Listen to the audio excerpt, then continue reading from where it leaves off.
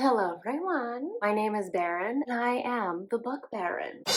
Welcome. We're going to be talking about some book stuff, as you've probably gathered. I decided that I was going to do another reading vlog. I've done some dark romances. I did some most anticipated, so I wanted to kind of pick a different category. And recently, I had a not great experience reading North Wing. I don't think there's anything like horribly wrong with the book. Well, I mean, I have some issues with it, but I don't think it's the best of the genre, and I hate that it's getting this much hype. So I wanted to find some other fantasy romances that I could potentially hype up instead. So that's the goal of this vlog. So I'm going to be reading 3 different fantasy romances. All of them are on KU. All right, so the first book that I'm planning to read is Daughter of No Worlds by Carissa Broadbent. Ooh, my hair is very frizzy. Let's put her back away. Gross. This is the first in a series of 3. It's completed already. And Carissa Broadbent is a new to me author. I've heard a lot of good things. I feel like she's kind of blown up on Book Talk. I'm buying into hype again. We'll see how that goes for me. So it's a high fantasy, new adult romance. People have described it to me as somewhere between like a Sarah J. Maas or Raven Kennedy. I like both of those authors, so I feel like that's probably a good sign. The plot of this, so Tasana, she's captured very early on in her life. She is a slave. So she's told by her master that she can earn her freedom. If she earns those coins, goes to buy her freedom, and something happens, it doesn't quite work out. And Tasana is forced to escape instead. In the process, she does have to leave a friend behind. She's in search of the Order, which is like these, I was gonna call them magicians, but that seems kind of condescending. The Order is a group of magical people that provide some training, and she's hoping that she can become part of this group and eventually go back to save her friend. But unfortunately for her, in order to become part of the Order, you have to go through a training period. She gets paired up with someone who is not stoked. And that guy is Max Antarius, but he's a recluse, and apparently they get some steamy feelings for one another, but also have to train Tasana in her magic skills. So that's our first one. Next up, we have The Coven by Harper L. Wood. So this is the first in a series. I don't believe it's been completed. I think this is the only book that's out so far. I've read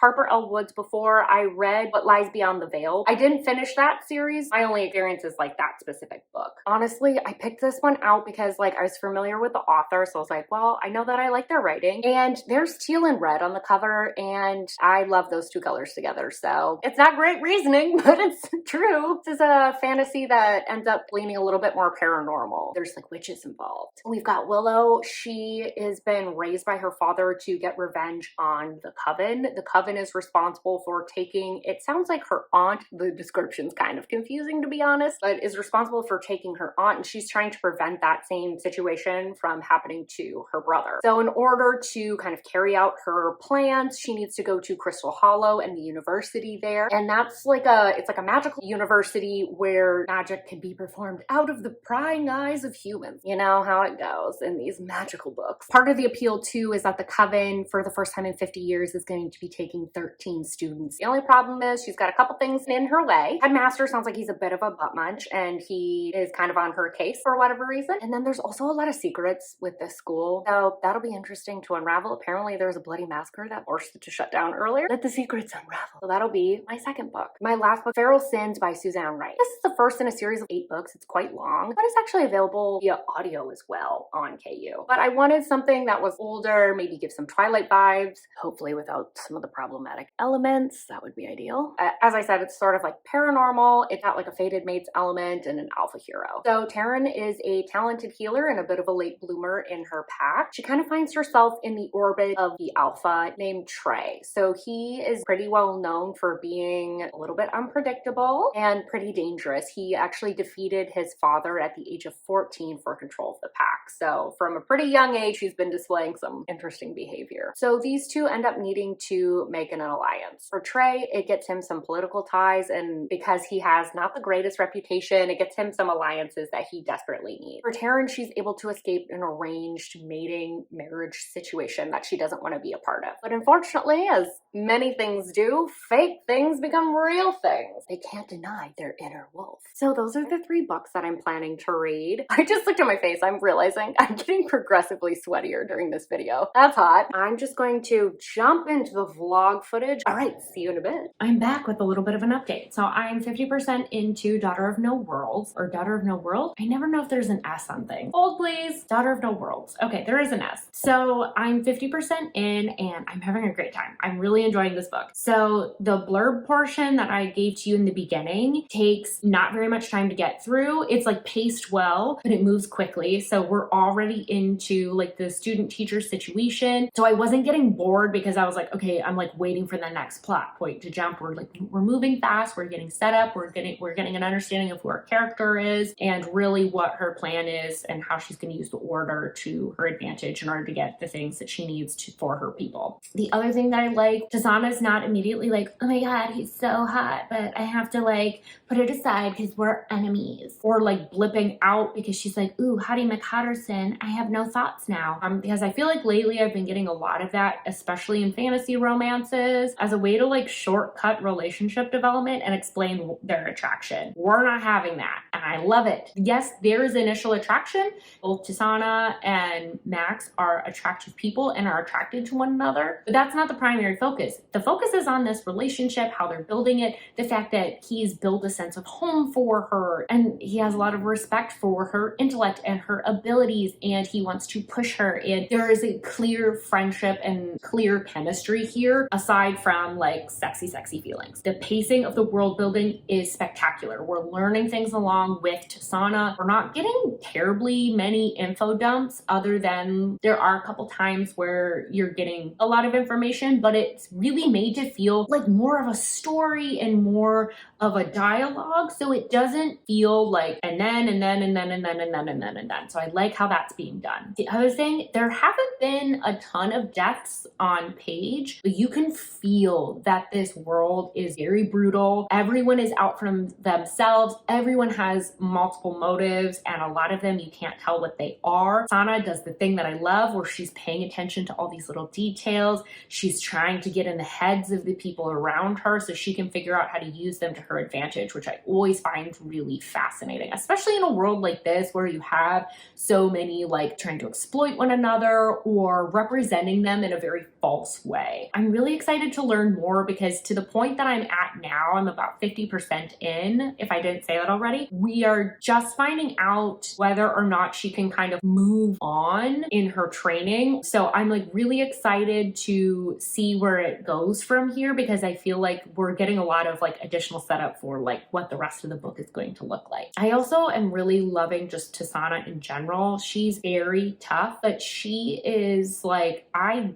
don't have time to be a victim. I need to do things. And when people pity her, she's like, you don't get to tell me how I feel about this scenario. You don't get to tell me that I'm mad about how my life turned out, because the reality is I need to move forward. I really like her character. She's really entertaining. I'm really enjoying myself. It's taken me, I think, like a day and a half to read to this point. So this is a longer book. So I'm going to update you at the end of this and let you know what my final thoughts are on it. Hi, I'm back. I finished Daughter of No Worlds. It's a couple days later. I didn't have a ton of time to read, and I took a little bit of time to think about how I wanted to talk about this book. So where we left off was like there was a lot of training with our grumpy teacher, and he was slowly coming around to Tasana's side, and we were developing a relationship between the two that was maybe a little bit more than friendship. At the 50% mark, there is a circumstance that arises that changes the direction of the book pretty much entirely. Up until that point, one of the things that was honestly bugging me the most, I burned myself with a curling iron, so if you see that peeking through, that's what that is. It looks nastier than it feels. Well, honestly, it doesn't feel that good either, but not the point. The one thing that was kind of bugging me was that we were learning a lot about Tasana, but we didn't have a ton of information about Max. We got a lot more of that in that second half. I still felt like even though there was like all of this information that we needed to gain in a short amount of time, it didn't feel info dumpy because it was told kind of through more of like flashbacks, and I thought that was well done. The thing that I liked about Max's character is I think sometimes authors will lean a little bit too hard into the like he's grumpy and reclusive to the point that they're just straight out very mean.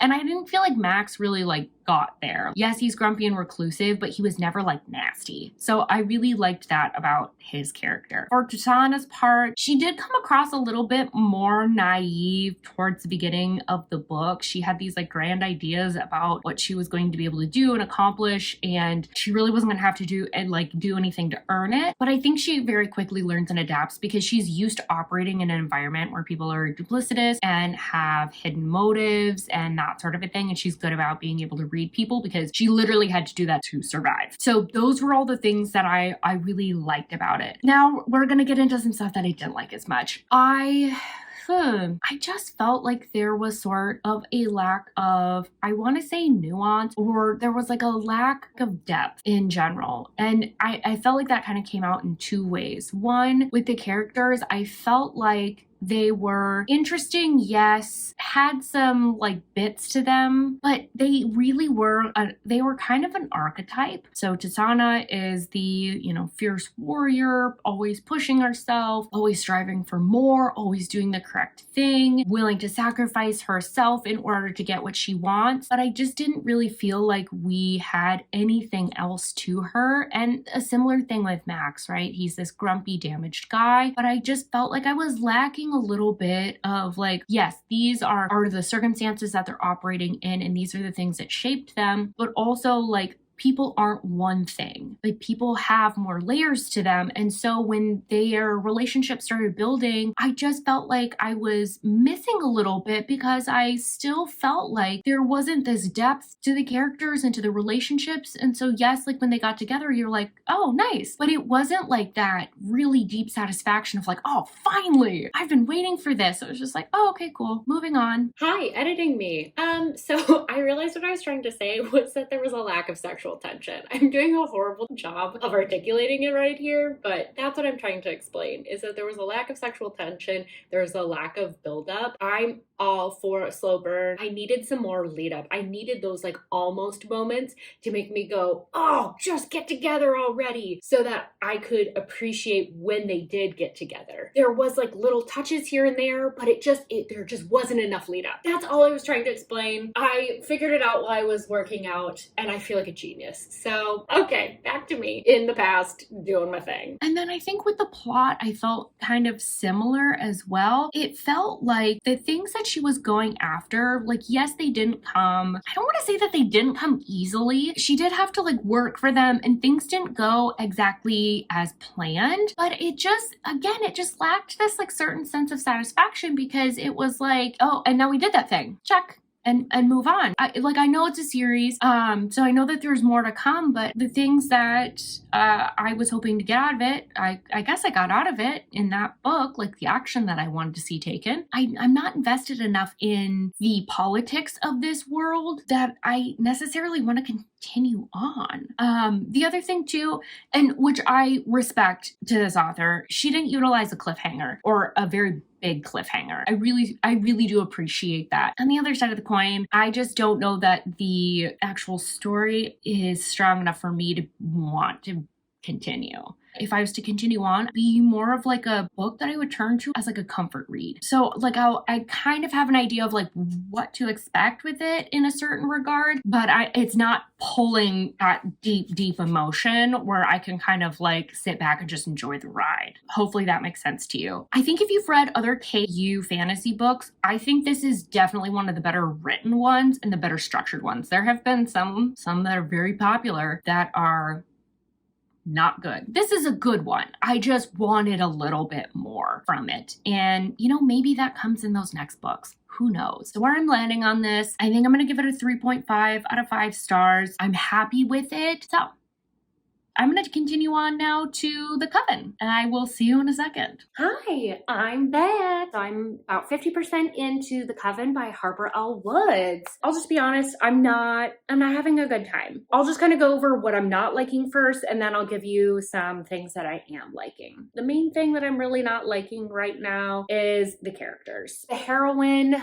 She's not the worst. I've definitely seen this a lot in a lot of fantasy romance novels where the heroine kind of comes across very Disney Channel-ish, where she's got like a sassy comeback for everything their enemy says, and she knows better than everyone around her. I don't like that type of heroine. I just think that there's a better way to demonstrate that they're enemies other than like, ew, I hate him. So I'm also not liking the hero. He pretty much came in and immediately was saying pretty vulgar and gross things to our heroine. So I wasn't really liking that. Pretty much every interaction, he says something where I'm like, ew, ew, ew. And there's a huge age difference between these two because he is a vampire and has been undead for many a year. He's immortal. And she's like either 16 or 20. I couldn't figure that out from the text. So I'm just getting kind of frustrated with the fact that it's like the heroine's always like got these like one-liner comeback. And, you know, the hero's just running around being like, ugh, I'm so horny for you. And that's just gross. Like, that's not a good way to build a relationship. And we're also told that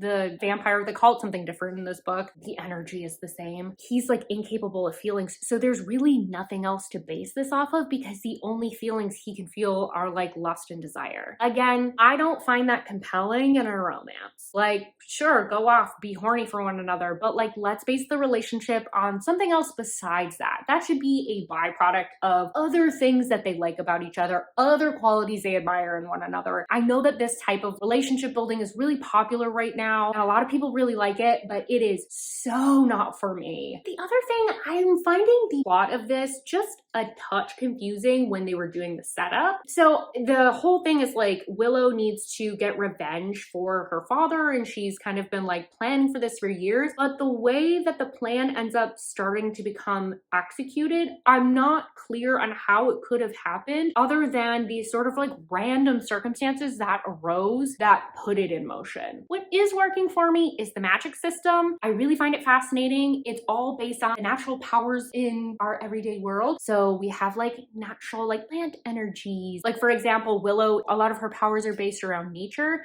So she can heal a plant using her blood, and then she needs to consume something that will replenish her power like from the plant. So I find that really interesting. I find that compelling. I haven't really seen a lot of that in fantasy romances recently. That's not like a common magic system that I've seen. So I'm really enjoying that. The other thing that I'm really liking is that the villains, although they are somewhat cartoonish, there is overlap with what Willow wants to do and what the villains want to do, but they disagree on how to execute it and what's worth sacrificing. And it makes it feel a little bit more real. I'm gonna be honest, I'm gonna guess that this is going to get not a very good rating from me overall. I'm gonna push through because it is pretty short. I mean, if I was rating this on my own, I probably wouldn't continue. So I leave you with that. I'll probably see you later tonight because I'm gonna wrap this up real fast. Bye-bye. Hi. So I finished The Coven by Harper L. Woods.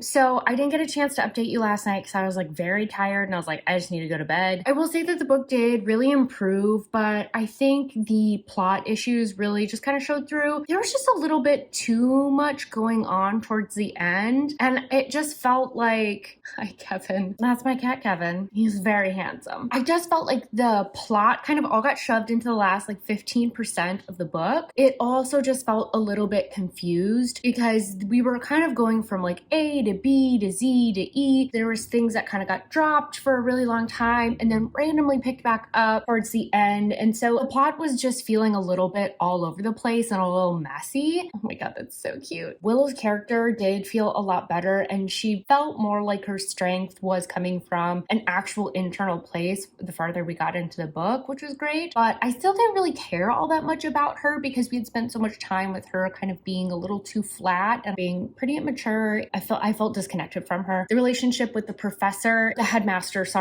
Gray, I just felt weird about that because like nobody seemed to really care that it was between a teacher and a student. They cared more about the fact that it was like interspecial relationships. It just kind of like takes the taboo or the like the titillating factor out of that type of relationship. I just thought that was a bit odd, but you know, we're talking about witches and made up worlds, so take that for what it is. And then the last thing that I'll say, the relationship between Willow and Gray, I just felt kind of gross about because there was a lot of like compulsion elements. I was just kind of like, why? Like, we didn't need to have that. She was already interested in him to a certain level. I just didn't really understand why that needed to be included. But I also say that as a dark romance reader. So again, take it with a grain of salt. So last thing I'll say about this, and then I'll be done. The twist, there were certain elements that were a little bit too similar to what lies beyond the veil. It did make me kind of go, oh, is she just kind of a one-trick pony when it comes to writing these twist endings? And because so much of the plot was saved towards the end and the twist was so similar, although things improved quite a bit, I don't want to continue on with this series because you left me with this boring book. The middle part was just all steam and spice, abandoned all the plot points, threw them all at the end, and then that cliffhanger is supposed to be enough to like get me to want to read the rest of that series. I think where I'm landing with this one is I'm going to give it